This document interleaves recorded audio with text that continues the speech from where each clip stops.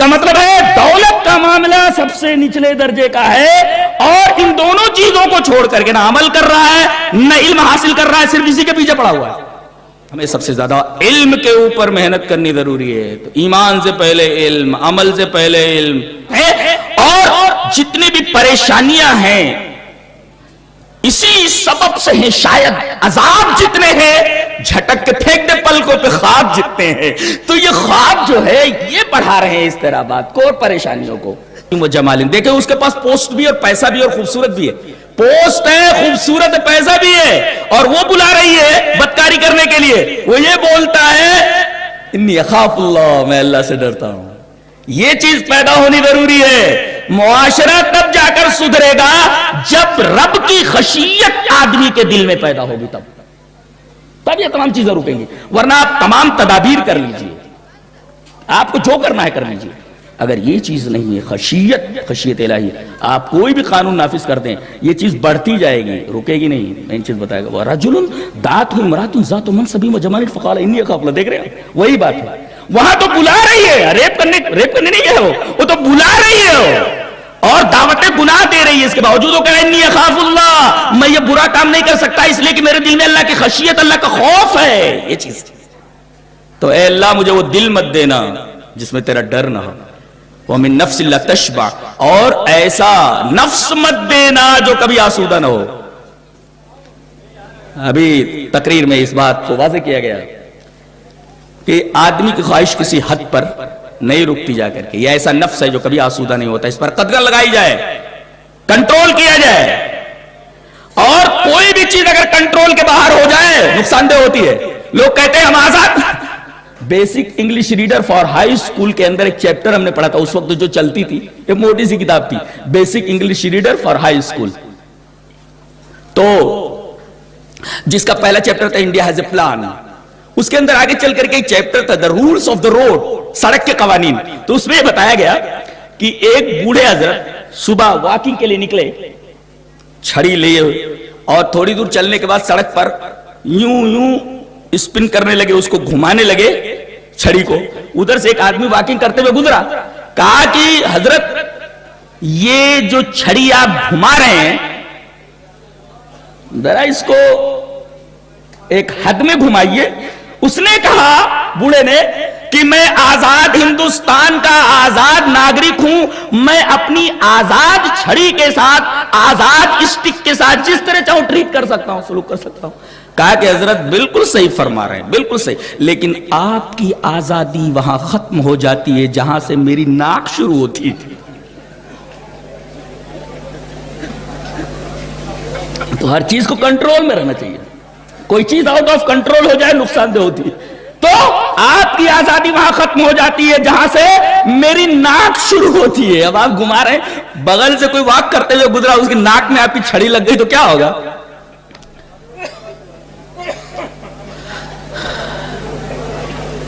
تو علم جہاں پر بولا جائے العلم، وہاں سے مراد علم دین ہے، علم دین۔ آپ دنیاوی علم حاصل کیجئے، لیکن علم نافع میں، اب پہلی تقسیم اس طرح کریں گے، علم کی دو قسمیں، علم نافع، علم غیر نافع۔ علم نافع کی طلب کیجئے، علم غیر نافع سے دور رہی۔ اب علم نافع کی بھی دو قسمیں کیجئے۔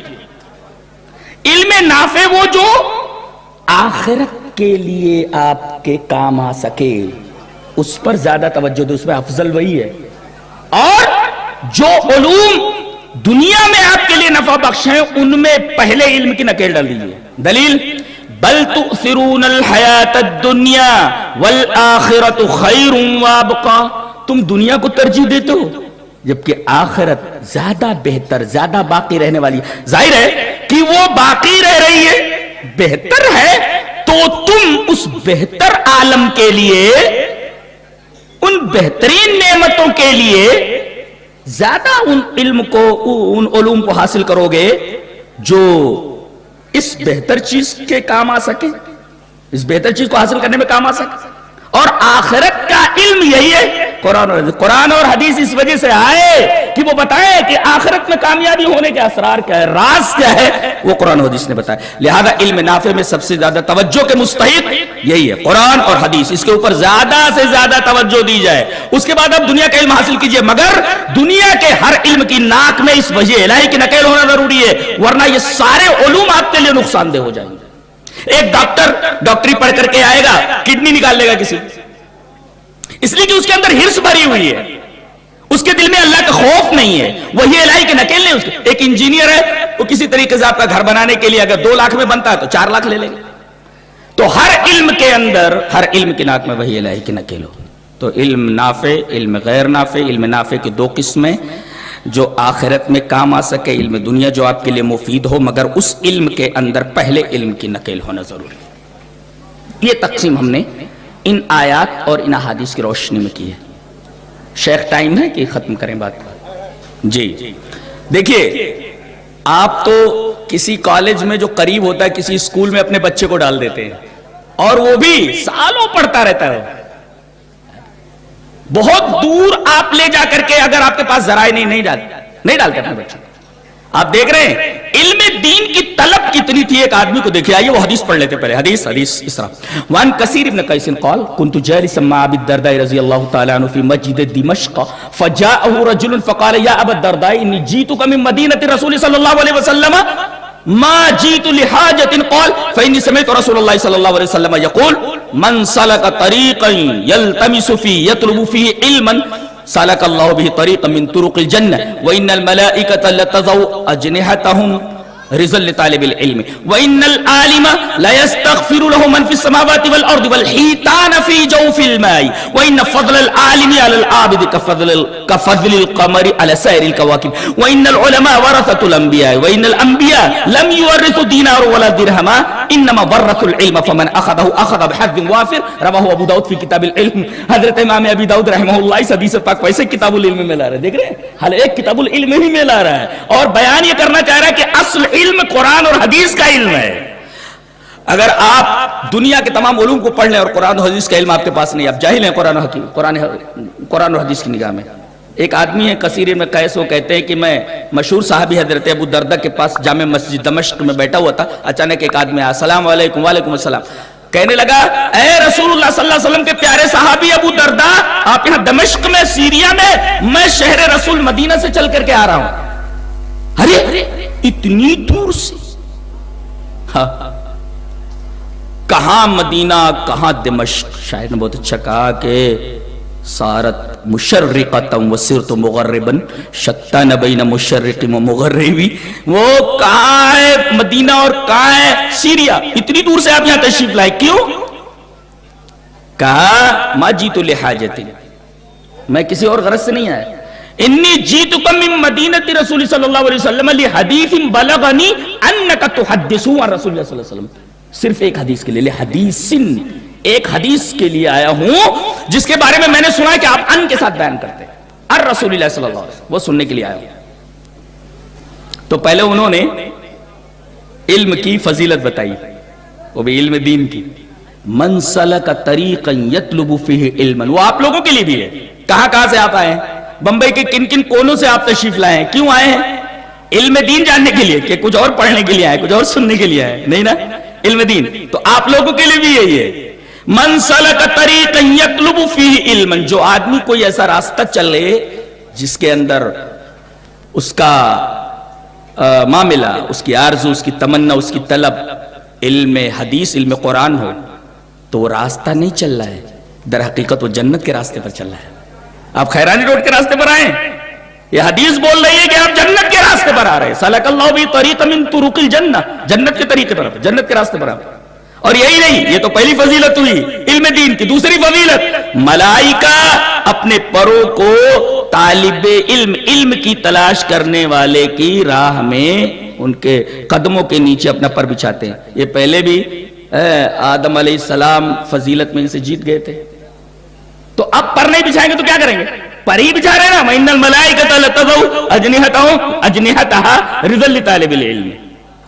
اچھا, یہ دوسری فضیلت ہوئی. تیسری فضیلت, وَإِنَّ الْعَالِمَ لَا يَسْتَغْفِرُ لَهُ مَنْ فِي السَّمَاوَاتِ وَالْأَرْضِ. اللہ اکبر.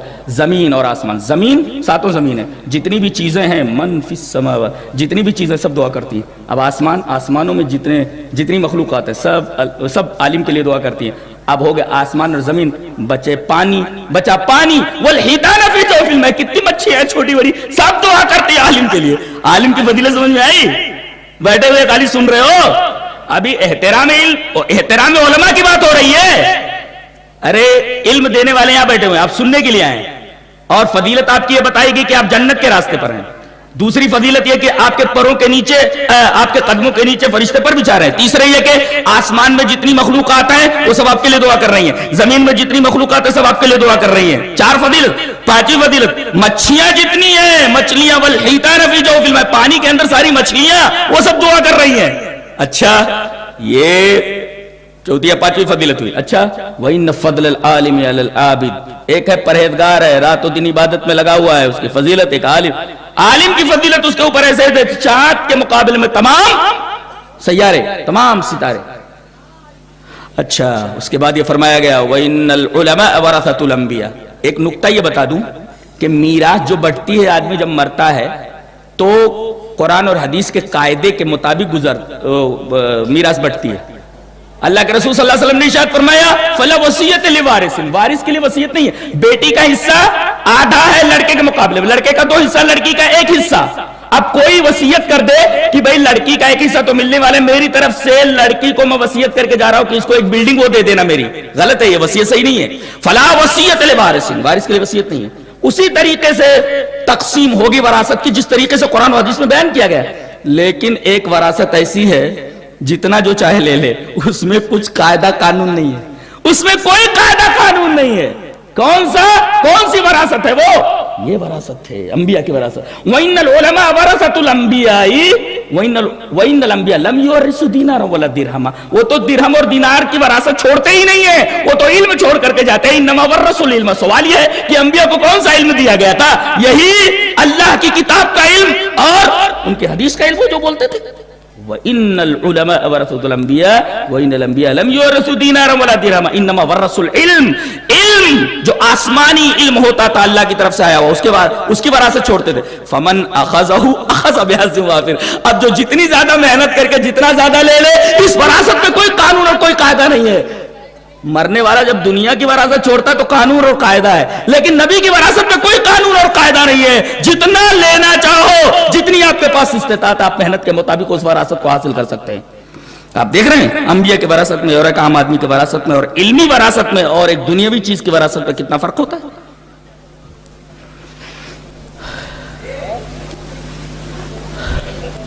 علم جانتے ہیں روشنی ہے، روشنی. اور ایک بات بڑی عجیب بتا دوں میں آپ کو، جتنے بھی مشاعر ادراک ہیں، مشاعر ادراک کا مخزن یہ سر ہے. آپ دیکھیں سوچنے کی قوت ادراکی ہے آدمی کے دماغ میں. دیکھنے کی قوت اگر آدمی کے پاس آنکھ نہ ہو تو کیسا ہوتا ہے؟ اندھے سے پوچھ لو. آپ خوشبو اور بدبو معلوم کرنے کے لیے ناک، اسی طریقے سے سننے کے لیے کان. تو مشاعر ادراک کا مخزن سر ہے اور سب سے اوپر اسی کو رکھا گیا ہے. اور اسی وجہ سے محبت میں اور اعزاز میں ایک عالم کے پیشانی کا بوسہ دیتا ہے. نبی کریم صلی اللہ علیہ وسلم تو عثمان بن مظعون کے مرنے کے بعد ان کے میت کو بوسہ دیا، پیار سے اور محبت سے میت کو بوسہ دیا، پیشانی پر بوسہ دیا. تو یہ چیز ایسی ہے کہ یہاں پر بوسہ دیا جاتا ہے اس لیے کہ مشاعر ادراک کا مخزن ہے. دیکھنا یہاں، سننا یہاں، چکھنا یہاں، سونگنا یہاں، سوچنا یہاں، سارے علوم کا مخزن تو یہاں ہے. اس کے بعد نمبر کس کا ہے؟ اعضائے عمل کا، ہاتھ کا. اسی وجہ سے اللہ تبارک و تعالیٰ پیر کا حوالہ نہیں دیتا، زیادہ تر ہاتھ کا حوالہ دیتا ہے. ارے ان لوگوں نے جو کچھ کیا ان کے ہاتھوں کی کمائی ہے، پیر نہیں لاتا، وہ پیر نہیں لاتا، ہاتھ بولتا ہے. اس لیے کہ علم کے جتنے بھی مشاعر ہیں ان کے بعد اعضائے عمل ہے. اس کا مطلب علم کے بعد عمل ہے.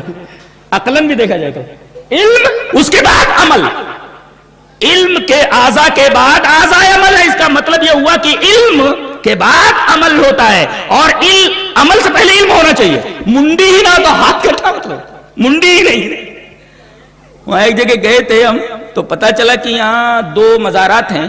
میں نے کہا کہ وہ 2 مزارات کا، تین مزارات ہیں. وہ کہا بولے وہ لڑتے ہوئے انگریزوں سے گئے تو منڈی یہاں کٹ گئی تو یہاں منڈی دفن کر دی گئی، یہاں بنا دیا. وہاں ہاتھ کٹ کر کے گرا تو وہاں ایک اور مزار بنا دیا گیا. بولے وہاں پر دھڑ پڑا تھا تو لڑتے ہوئے بغیر سر کے ادھر سے چلے گئے، وہاں گرے تو وہاں پر ایک قبر اور بنا دی گئی. تو بغیر منڈی کے لڑ رہے تھے، بغیر منڈی کے لڑ. تو میں یہ کہہ رہا تھا کہ بھئی سر ہی نہیں ہے وہ کیسے لڑ رہے تھے سمجھ میں نہیں، اس لیے کہ اعضائے مشاعر ادراک جو ہیں وہ سب اوپر ہیں علم کے اعضاء، اس کے بعد وہ اعضائے عمل ہیں، اس کے بعد نیچے اعضائے دولت. اس میں دولت کون سا؟ میدا، اور یہ چھپا ہوا ہوتا ہے، ڈالتے جاؤ ڈالتے جاؤ ڈالتے جاؤ، اور یہ ایسی چیز اگر نکالا نہ جائے تو مر جائے گا آدمی. ڈالتا تو چلا جاتا ہے، نکالا نہ جائے تو مر جائے گا، مر جاتا. اعضائے دولت یہاں، اور اسی کے پیچھے پوری دنیا پاگل ہے، اسی کے پیچھے جس کو نکالا نہ جائے پاگل ہو جائے آدمی، مر جائے گا. اور اگر نکلے نا تو پتہ نہیں ایڈمٹ کرنا پڑتا ہے، پھر ایک مخصوص طریقے سے وہ چیز نکالی جاتی ہے. یہ اعضائے دولت. اس کا مطلب ہے دولت کا معاملہ سب سے نچلے درجے کا ہے، اور ان دونوں چیزوں کو چھوڑ کر کے نہ عمل کر رہا ہے نہ علم حاصل کر رہا ہے، صرف اسی کے پیچھے پڑا ہوا ہے، جو تیسرے مرتبے میں اور سب سے خسیس اور سب سے رذیل جگہ پر، جو ان دونوں کے مقابلے میں انتہائی خسیس درجے پر، انتہائی رذیل درجے پر ہے. تو ہمیں سب سے زیادہ علم کے اوپر محنت کرنی ضروری ہے. تو ایمان سے پہلے علم، عمل سے پہلے علم، ہر چیز. امام بخاری نے ایک باب باندھا ہے، کہتے ہیں کہ یہ باب ہے علم حاصل کرنے کا، کہ آدمی اپنی لونڈی کو تعلیم دے. یہ باب ہے کہ آدمی اپنی لونڈی کو تعلیم دے، اپنی نوکرانی کو. اللہ اکبر. اسلام میں علم کی اتنی اہمیت ہے کہ اس کے گھر جو نوکرانی ہونی چاہیے وہ بھی علم والی ہو، وہ بھی علم والی ہو. اتنی اہمیت ہے علم کی.